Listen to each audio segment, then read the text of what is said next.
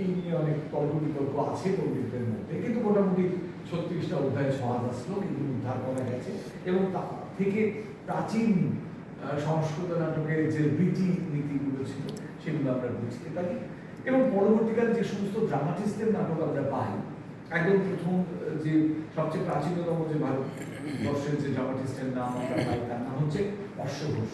সম্রাট কনিষ্কের সময় ছিলেন। তার একটাই নাটকের অংশ বিশেষ পাওয়া যায়, তার নাম হচ্ছে সারিপুত্র প্রকরণ। এটা একটা প্রকরণ শ্রেণীর নাটক। আসলে বড়দের নাট্যশাস্ত্রে এই আমরা আজকে যেটাকে সম্পত্তি নাটক বলি, বড়দের নাট্যশাস্ত্রে এটাকে বলা হতো রূপক। আর এইরকম 10টা রূপক ছিল। তার মধ্যে নাটক যেমন একটা ছিল, তেমনি প্রকরণ ছিল, এছাড়া আরো অনেক একাধিক নাম ছিল, ব্যয়, ডিম, সমবেকার, ইহামদেব, এরকম অনেকগুলো ভাগ আছে। আমি সেই সব ডিটেলসে আর যাচ্ছি।